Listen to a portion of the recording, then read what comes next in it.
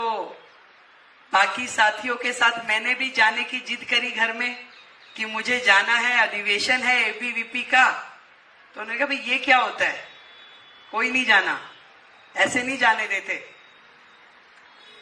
विशेष रूप से लड़कियों को। मैं कही तो बड़ी गड़बड़ है। तो मैं अपने पिताजी को मिलवाने लेके गई राज जी से। मैं कहा राज जी मेरे पिताजी को समझाइए मुझे जाना है।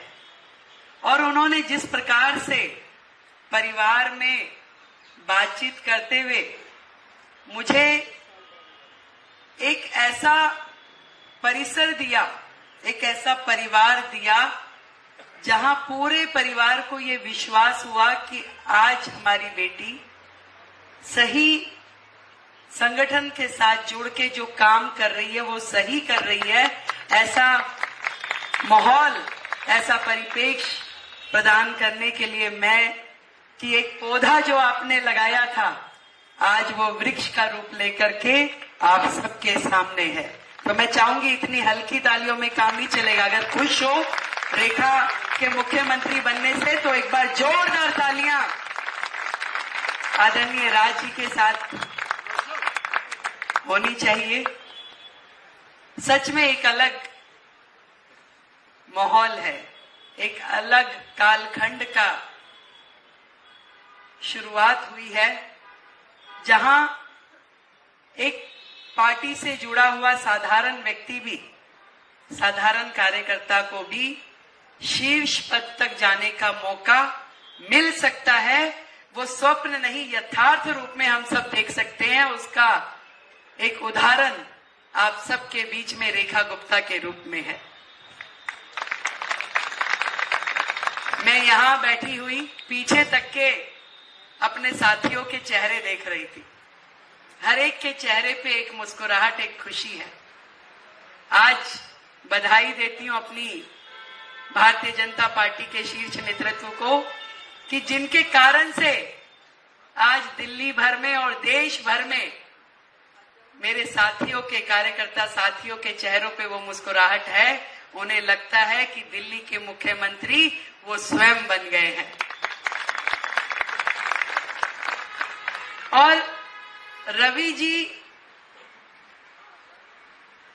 जिन्होंने हम सबको धीरे धीरे करके चौपाल के इस बड़े प्रोजेक्ट के साथ जोड़ा। मैं ध्यान करती हूँ आदरणीय मदन दास जी को, आदरणीय भोलानाथ जी को। केदारनाथ जी और मदन दास जी के साथ काम करने का मुझे मौका नहीं मिला, पर भोलानाथ जी और रवि जी लगातार, हाँ भाई रेखा अगला प्रोग्राम कब है, तो 2-3 प्रोग्राम मेरे यहाँ हुए, पर वो एक्सरे स्कैनर के जैसे अगली बार फिर, जैसे अभी तालियां बजवा दी ना सबकी कि खत्री जी ये करेंगे, प्रमोद जी ये करेंगे, भाटिया जी ये करेंगे, तो ऐसे वो खोजते रहते थे कि अगला कार्यक्रम कब और कैसे होने वाला है, तो एक कार्यक्रम के तुरंत बाद अगला हो इसकी चिंता उन्हें रहती थी। और रवि जी की बात जहां से शुरू हुई मैं वहां से जोड़ना चाहती हूं कि साथ चलने का इरादा जब जवां हो जाएगा, आदमी संग आदमी कारवां हो जाएगा, तू किसी के पांव के नीचे तो रख थोड़ी जमी, तू भी सबकी नजरों में आसमां हो जाएगा। तो ऐसे 45,000 बहनों को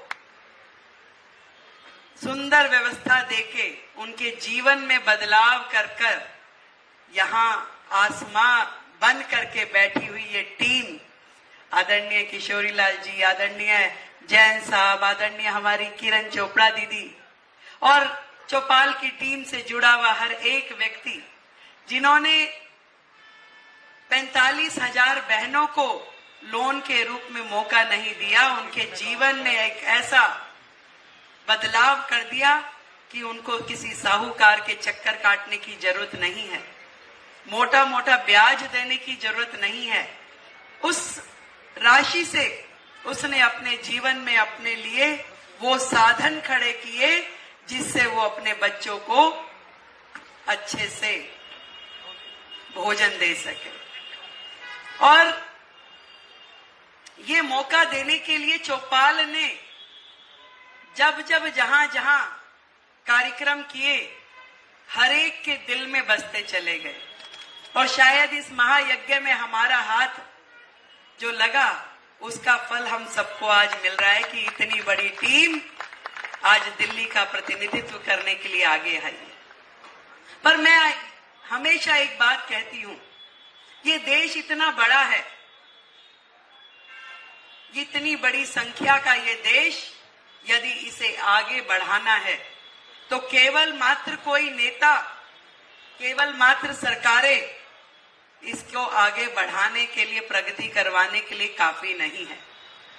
अनेक प्रकार की विपरीत परिस्थितियां हमारे देश में है। ऐसा देश जहां कहते हैं ना कि हर कोस पे वाणी बदल जाती है, हर कोस पे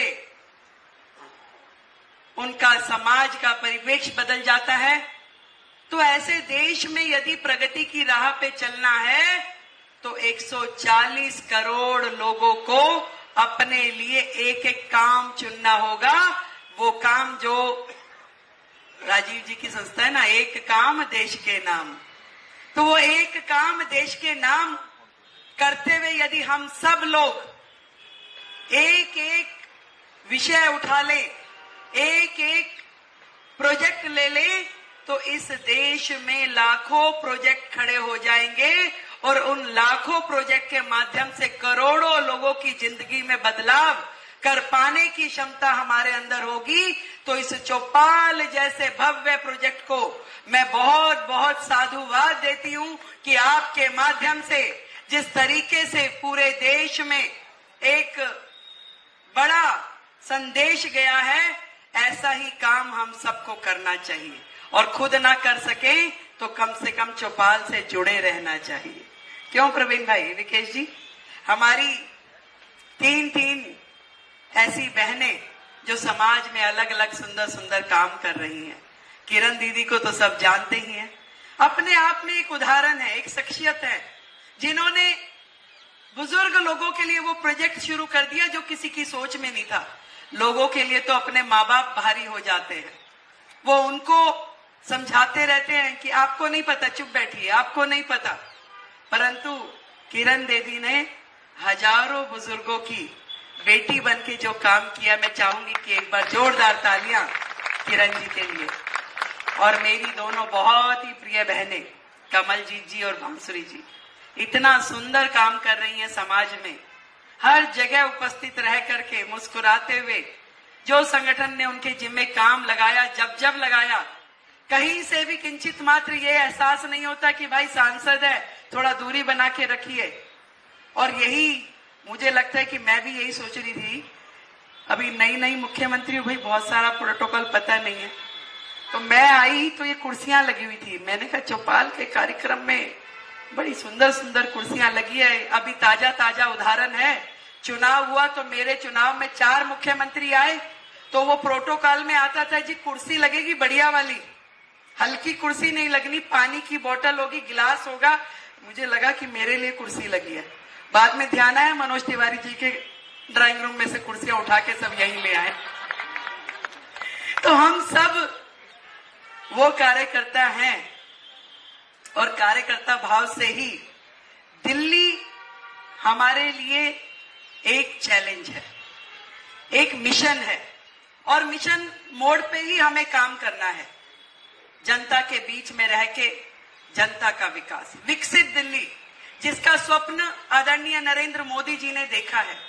मैं हमेशा सबको, जिस दिन से मुझे ये जिम्मेवारी मिली है, एक एक व्यक्ति को ये कहती हूं कि हमारा जो मिशन है, लोग पूछते हैं कि जी आपका क्या प्रोजेक्ट है, 100 डेज का एजेंडा क्या है, क्या काम करेंगे, क्या सोच रहे हैं।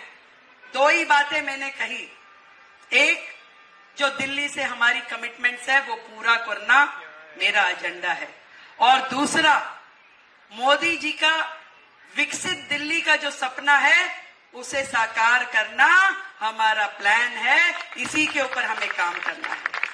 और सच मानिए कि विकसित दिल्ली के लिए चौपाल की भूमिका एक अहम भूमिका है, क्योंकि जब तक गरीब व्यक्ति का हाथ पकड़कर हम अपने साथ खड़ा नहीं करेंगे तब तक ये समाज तरक्की नहीं कर सकता।